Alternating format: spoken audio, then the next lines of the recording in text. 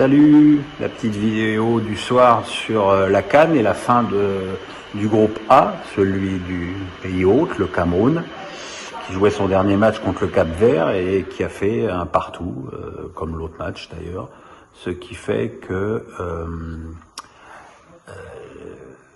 le Burkina Faso termine deuxième de la poule et donc automatiquement qualifié, et le Cameroun premier avec 7 points. Alors j'ai regardé Cameroun, Cap-Vert, parce que je peux pas voir deux matchs en même temps, surtout quand les deux matchs sont sur les mêmes canaux de BeIN. Hein. Là techniquement, j'ai pas la solution. Enfin si je suis con, je pourrais m'en remettre un sur la télé, un sur la tablette. Ah pire. Pas grand chose à retenir du match du Cameroun.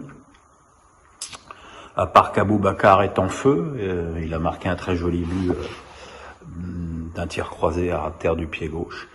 Maintenant, heureusement qu'il était là parce que j'ai pas trouvé la compo d'équipe de Conceição très offensive, d'autant plus que le Lyonnais Karl Toko Ekambi a été totalement transparent.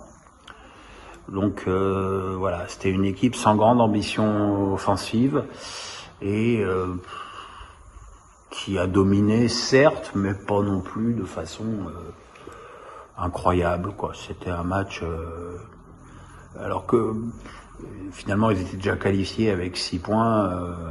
Le sélectionneur portugais aurait pu faire un petit peu plus tourner son effectif. Il a choisi en fait de conserver vraiment une équipe la plus proche possible de l'équipe type.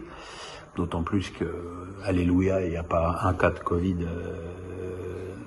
dans l'effectif des Lions Indomptables, mais voilà, c'est pas au niveau des résultats, c'est bien, hein, 7 points, c'est très très bien, mais au niveau du jeu, c'est pas flamboyant, comme toutes les équipes depuis le début de la CAN, à part peut-être le Nigeria.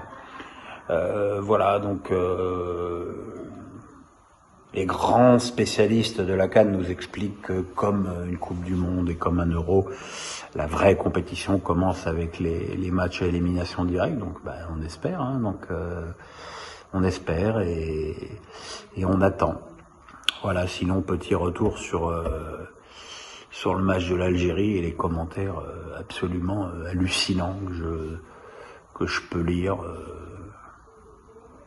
Et qui donne vraiment pas une belle image des réseaux sociaux, parce que entre ceux qui disent super, comme ça on a la paix sur les Champs-Élysées, vraiment bien nul comme commentaire, et les supporters déçus de l'Algérie qui brûlent ce qu'ils adoraient il y a un match, quoi, quand ils étaient à 35 matchs d'invincibilité.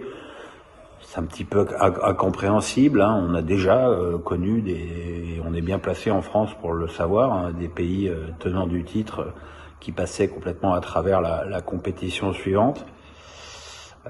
Ça arrive, et puis tout n'est pas fini. Je veux dire, les Algériens ont la ressource de l'emporter contre la Côte d'Ivoire pour le dernier match, même si la Côte d'Ivoire aura évidemment une belle occasion de sortir un gros adversaire de la compétition. Mais voilà, quoi, je pense qu'être supporter, c'est croire jusqu'au bout dans le destin de son équipe tant que mathématiquement c'est possible. Voilà. En tout cas, comme je l'ai dit hier, je le répète aujourd'hui, je me languis de ce Côte d'Ivoire-Algérie de jeudi. Voilà. Salut les gars, bonne soirée.